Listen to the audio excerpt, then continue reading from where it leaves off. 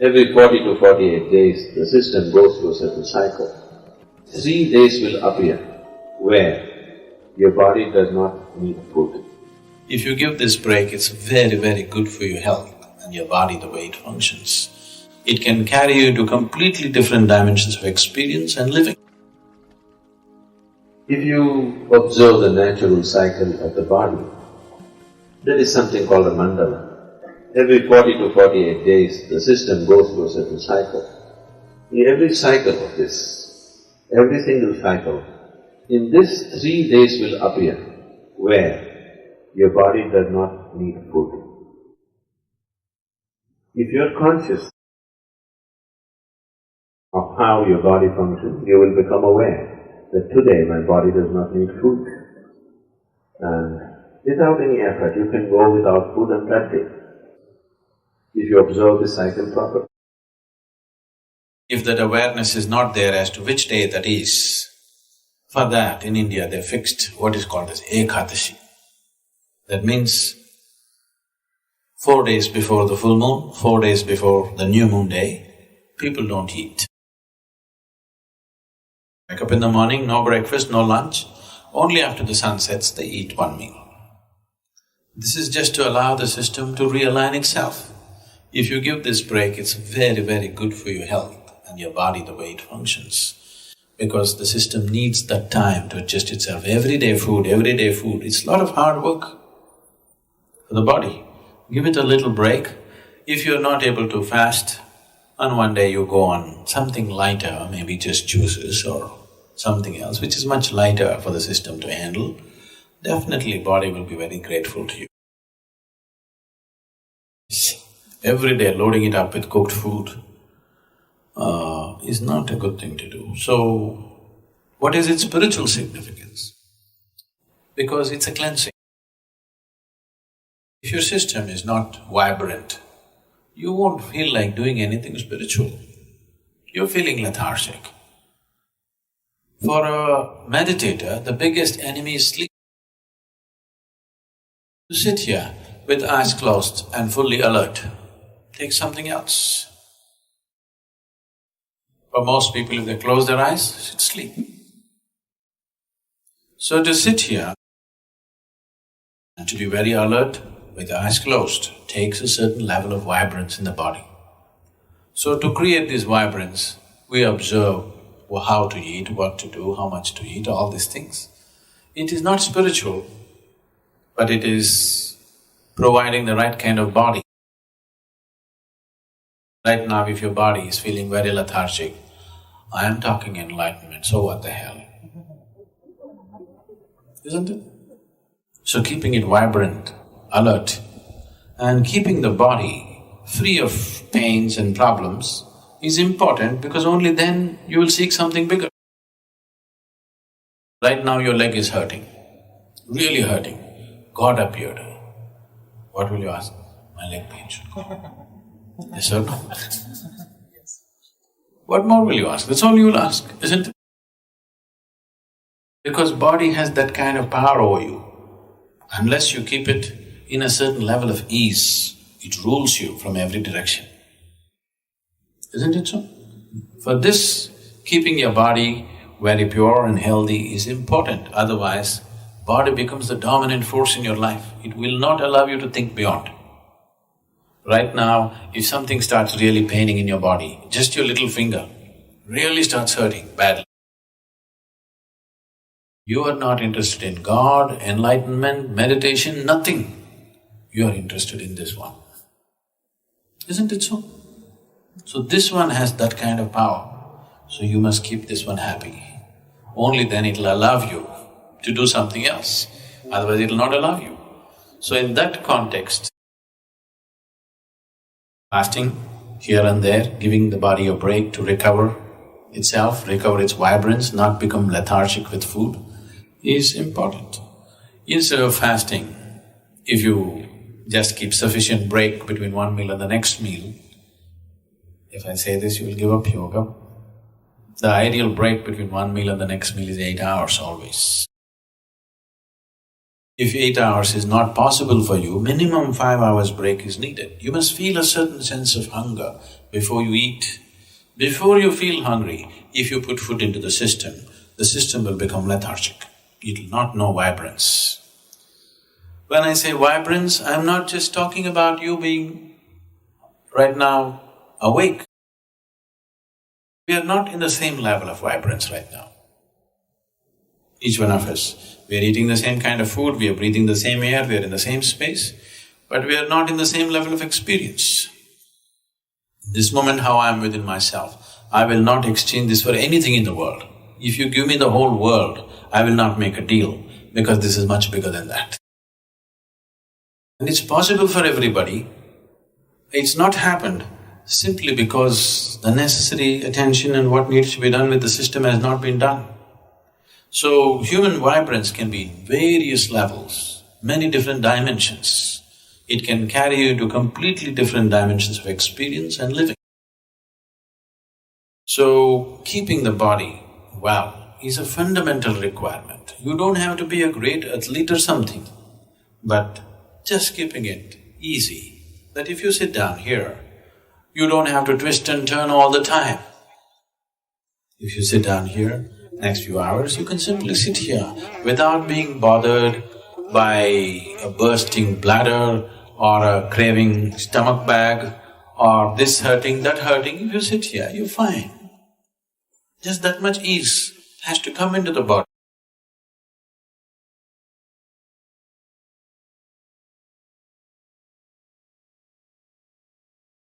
So you set yourself into the process of yoga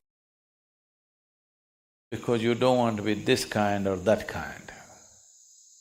That you will be the kind that you're required to be in a particular moment. If it's morning, you're a morning person. If it's evening, you're a evening person.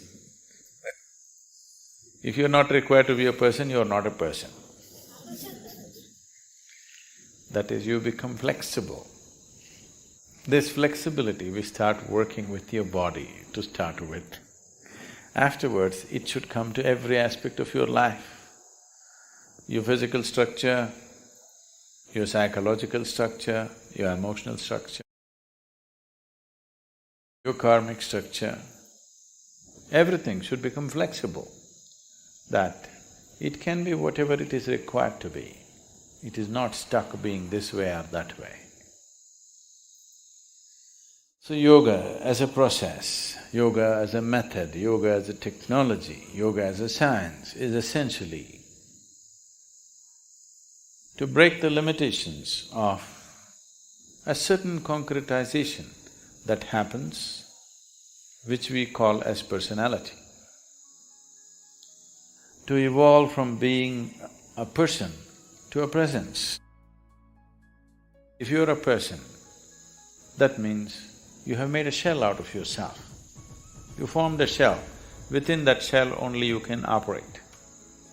If you break this shell, you will no more be a person, but simply a presence. As life is, as God is, just a presence. If it can be encased in a shell, it becomes a person. So yoga means slowly you're working on making this shell thinner and thinner, more and more porous, that one day you can exist without a shell. So essentially, in your experience, yoga means morning.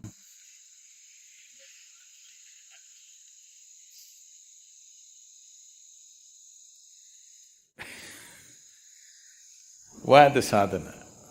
The way it is.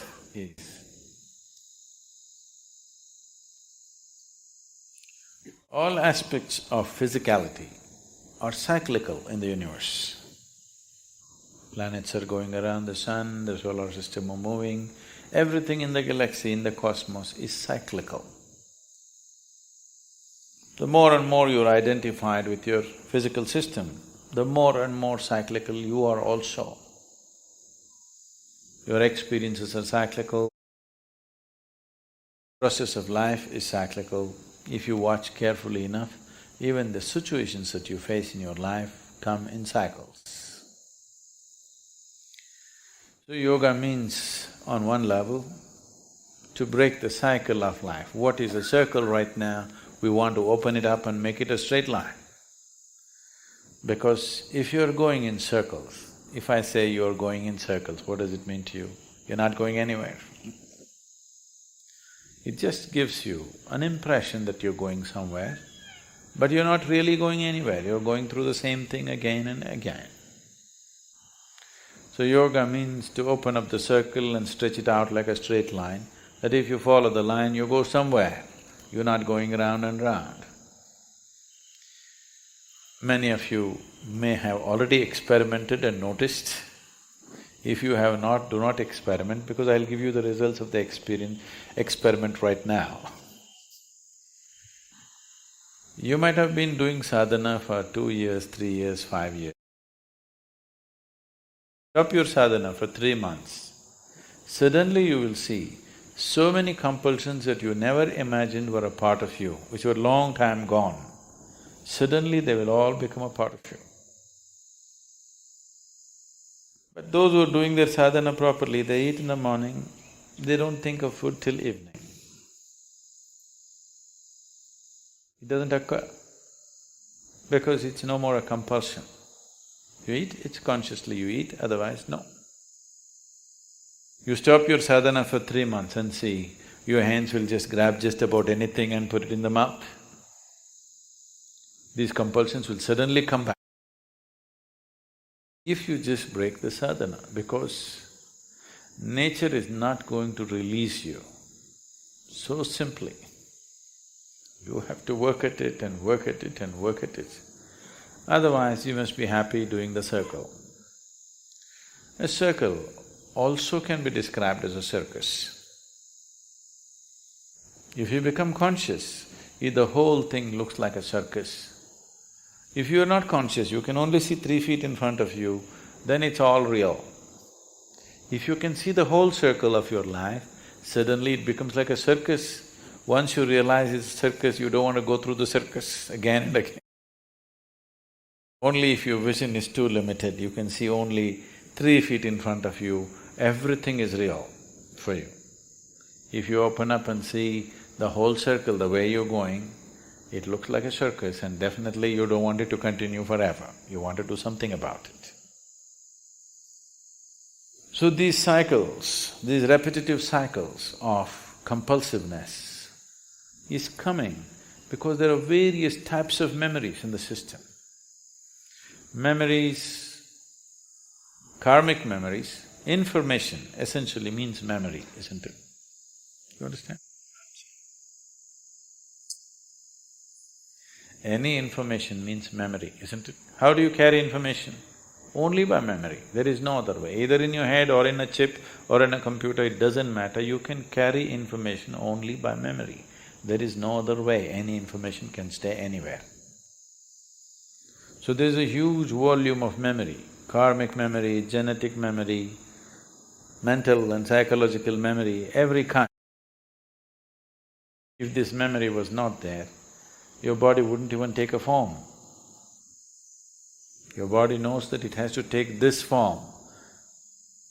When you were in your mother's womb, so many billions of people on the planet, everybody took this form. 2 legs, 2 hands, 2 eyes, like this. If the memory was not there, we do not know what form it would have taken.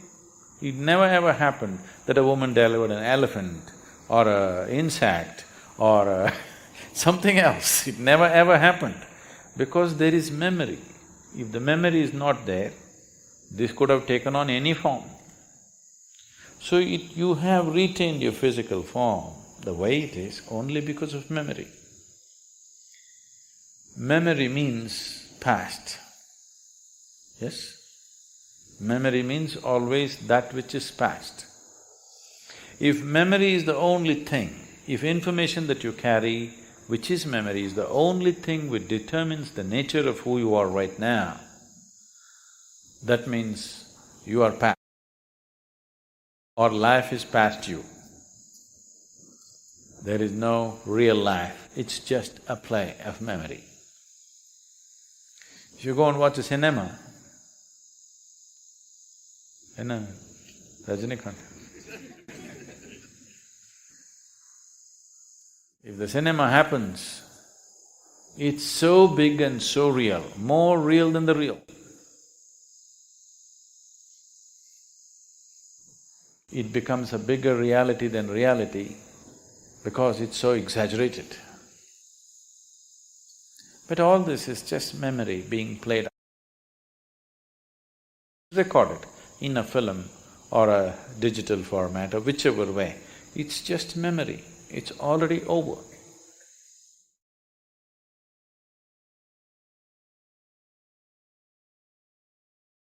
Monotony is not life, monotony is the nature of the mind.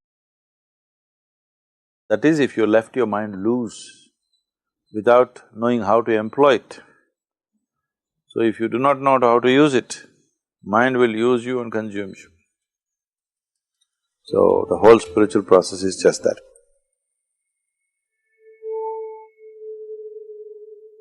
Every moment of your life, if you just look up, you're seeing a new piece of the sky because the earth is rotating. Isn't it? Every moment if you look up, you're seeing a new piece of the sky, it's very exciting. The earth is spinning all the time. Not one moment same old thing anywhere, everything is changing. If you're alive to life, you will never know any monotony in your life. If you're not alive to life, but you just live in your mind, then everything will be monotonous because mind is repetitive in nature. People who are just bored and dejected and suffering the monotony of life, people come to just a week-long or weekend program and suddenly everything looks fresh for them because the cataract on their eyes has been cleared. So, the cataracted mind has been cleared and suddenly they find everything is beautiful for them all of a sudden. Particularly people who go through the Bhavaspandana, for them they go out and suddenly they're excited about everything, the same old things. So, what is old essentially comes because of your mind, otherwise there's nothing old in existence. Modern science is proving to you beyond any doubt, there is no such thing as old anywhere. Everything is reverberating and creating itself all the time. And a rock is pulsating with new life every moment. But the old exists only in the mind, because mind functions out of past memory. Once your mind is repetitive, you will neither know peace, nor joy, nor wisdom in your life. Each time you meditate and go beyond this repetitiveness.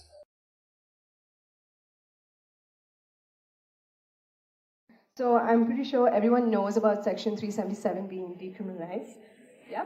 And I think most of the youth would have gone back home. We're very happy about this.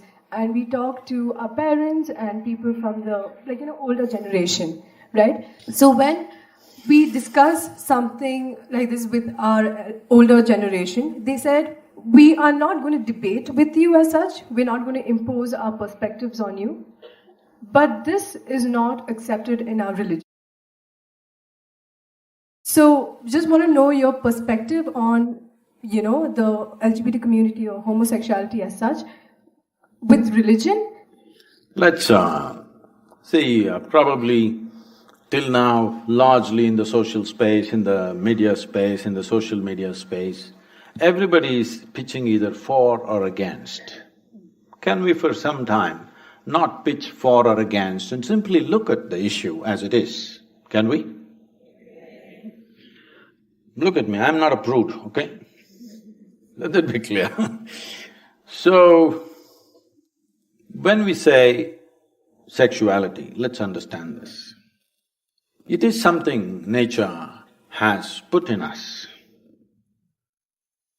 Because there is something called as perpetuation of the race or the species, otherwise it won't happen. Of course, we being human beings, having more brains than body, supposed to, because of that, we kind of eliminated the reproductive part and just using the pleasure part of it, all right? This is sexuality right now largely in the world. But essentially, This pleasure also is come into the sexuality process, because otherwise, well, if there was no pleasure to it, maybe we wouldn't be born, you and me. Our parents would not have gone into it if there was no pleasure at all attached. Yes or no? So we are here because of that. So there is no denying it or putting it under the carpet, that's not the thing. But somebody has a certain kind of sexual preference, which has got nothing to do with reproductive process as such. It is their personal preference. Because every individual has the right to do whatever the hell they want to do with their body, because it's their body. But if it is something harmful, you're going to cut your nose off or you're going to cut something else off, then maybe we will try to prevent you. But you're not causing any harm to yourself in that way, then it's your business as long as you do something in your private. Right now, the Supreme Court decision is just that what a person does in their private space is nobody's business. Government need not enter people's bedrooms, that is the law, all right? Now, coming to this religious resistance, there's nothing religious about this. We don't have to discriminate against them, we don't have to persecute them, we don't have to put them in the prison, definitely it's not necessary. But at the same time, it doesn't need promotion either. So, you don't have to… When your parents say something, they may refer to their religion because they think it's an authority. You take away the authority, just listen to the words. If it makes sense, do it. If it doesn't make sense, tell them politely, that's not the way it is with me, all right?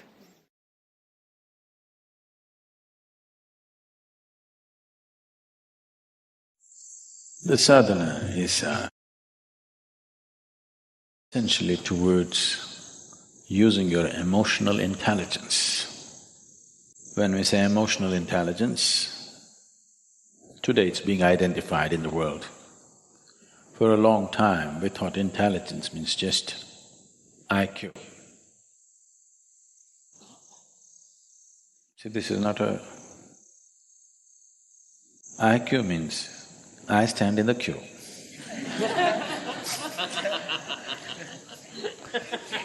That means always behind somebody.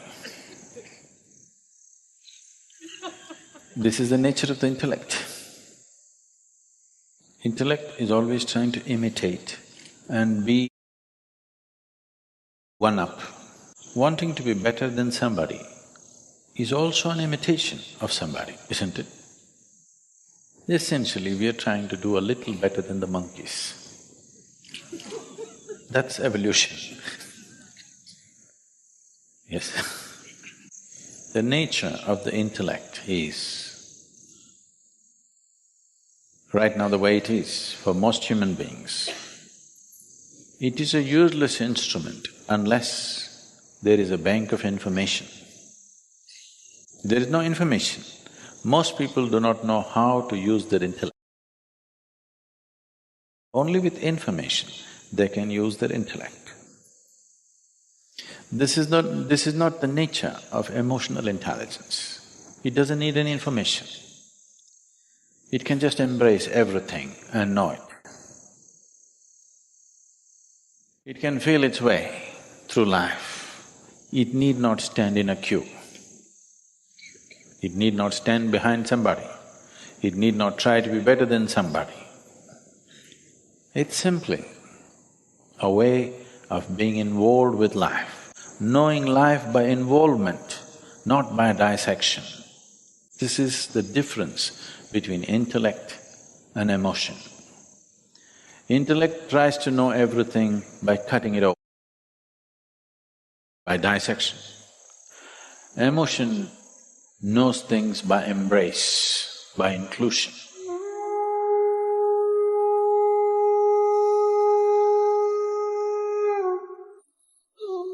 So the sadhana is essentially to heighten your emotional intelligence, because it's so much of an easier way of doing things. If you want to dissect the ultimate, if you want to dissect the divine, that's not a good thing. and you won't get anywhere with it. The best way is to embrace. When you embrace somebody, you're also allowing yourself to be embraced. Otherwise it'll not happen. Only I will embrace you. You cannot embrace me. It doesn't work like that. When I embrace, I am also embraced. So this is a way of embracing the divine rather than dissecting the divine. So the sadhana is essentially about this. Devotion means just that. Devotion is not about dissecting the divine, it's about dancing with the divine, becoming one with it. Essentially, to heighten your emotional intelligence so that your ability to live well is not dependent upon being better than somebody. Your ability to live well is by your own innate nature, not because you're better than somebody. You don't have to prove that you're better than somebody. You don't even have to try to be better than somebody. This is emotional intelligence. There is no hierarchy in this. Once intellect enters this, if you say love, who loves most? There is no such thing. Do I love Dhyanalinga more or you love Dhyanalinga more? Do I love this turtle more or you love this turtle more? Do I love this monkey more or you love this monkey more? Nobody can decide this. Never ever can anybody wait and say, okay, this person loves more than the other person. There is no such thing. Quantities do not apply to emotional intelligence. When quantities do not apply, the high and low disappear, big and small disappear. Life becomes as it is. Is ant a more important life than you, or you a more important life than the ant?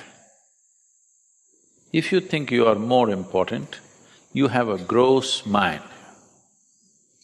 You do not understand that ant considers its life as important as you consider your life, probably more. He's got more limbs than you, probably doing more useful things, he's more organized than you, we don't know what else. Probably their population is more. If you give them the voting rights, they would win, hands down. So, intellect is always trying to set one thing against the other. It is your intellect which has created conflict. It is your emotion which can bring this together. But if emotion follows intellect, emotion will become a deadly conflict.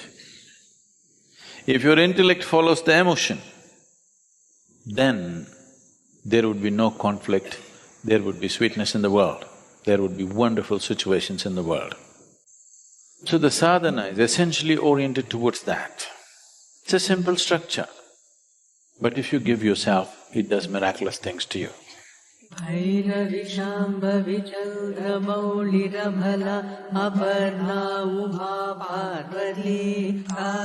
lot of people cannot understand that something so simple can do something like this to a human being, because they dissect it and see. If I dissect you and see, let us say you are a great singer. Wow, you sing so well, let me see what is in your vocal cords. And I will dissect your vocal cords and look in, I will not find any music, because that is not the way life works. So dissection will take you to a place where everything will become meaningless. If you apply your intellect to every aspect of your life, you will turn everything into meaningless rubbish. This is what is happening in the life of an intellectual, that everything looks meaningless and rubbish. But if you apply our emotion, everything becomes valuable and beautiful. Every little thing becomes… a blade of grass becomes poetry. Simply a wave of the branch becomes a song. But if you apply your intellect, everything can be reduced to rubbish. Everything becomes no good. If you apply your emotion, everything becomes great.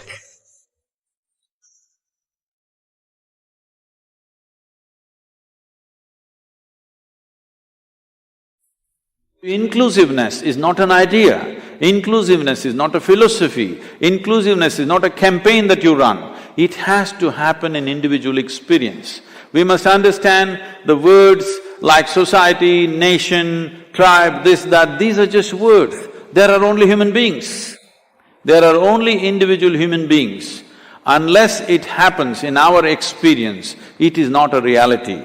To bring this dimension into education process, to bring this sense of inclusiveness into the economic process, to bring this dimension as a living process into our spiritual dimensions. If this does not happen, we will go on dividing the world because right now we are using only one aspect of our intelligence, which is called as intellect, because the nature of the intellect is such, it is a knife. You cannot use it to stitch things together. If you stitch with a knife, you will leave everything in tatters. The more effort we make in this direction, the more destructive we will become. We need to touch deeper dimensions of our intelligence, which is naturally unifying. This does not need any belief, this does not need a philosophy. There are practical methods with which one can dig little deeper into one's intelligence, which is not divisive, which is not about cutting and dissecting, which is naturally unifying, because life is not happening from different sources, it is happening from a fundamental source, which is the very basis of creation everywhere. From the same planet, every kind of life has risen and every kind of life falls back without any effort. This is a clear demonstration that it is happening this way. It is just that because we have become too intellectual, everything is divided. For the sake of study, initially we divide things. After some time, we believe that's how it is. In the very nature of things, this is not the way life works. The nature of life is such, without inclusiveness there is no possibility. If one does not understand what I'm talking about, keep your mouth closed and hold your nose and become totally exclusive. You will see in 2 minutes, this will be gone. It is only with some sense of inclusiveness it's happening, but the question is, are you conscious about it or not? If you bring or come to inclusiveness in a conscious manner, it will find expression in the world. Otherwise, it will be used only for survival process. Survival cannot happen without inclusiveness. Blossoming of the human being definitely cannot happen without inclusiveness. Our education systems have to focus on this, at least to start with. Every child before they become 10 years of age, they must be acquainted with the many cultures on this planet that many nations represent. Every child should be acquainted with at least the few fundamentals of the 5 basic or major religions on the planet. If we bring these aspects into every child's life, we can see that in the next 20-25 years' time, we are much more inclusive. Maybe, I'm dreaming a little bit, maybe in another 50 years, as we say, this year is 70 years of India's independence. Maybe in another 50 years, we can start talking about independence of the world, that it got released from these boundaries and became one. Not necessarily one administration, one this thing, but we can think of this because today we've come to a place where at least you cannot control the citizenry within the borders of a nation. Even if you build walls, they will communicate through the Facebook and the Twitter and whatever else and social media and variety of ways. You cannot separate human beings anymore. When this is happening on the social level, it is only a question of time that it needs to happen politically and in administrative terms. Above all, at least 50% of the education on this planet must be common. That means it must be global education, another 50% can be of that nationality and culture, but at least 50% must be globally prescribed, which is common education. When I say common education, it is not about putting everybody into one box. It is just the orientation of the education can be fixed in a certain way. Content can be worked at in many different ways. If we do not start working on this right now, the way we are empowered as human beings, we are empowered like never before. With this kind of empowerment, division is dangerous. One small little nation can destroy the entire world. We can bomb the world, we can tag every human being, we can drone kill you, we can do all kinds of things to you. So it's not far away that somebody will start using such things unless we breed inclusiveness into every child. We have to bring this into our children's minds. If this has to come into their experience, we have to live that way, there is no other way. Let's make this happen.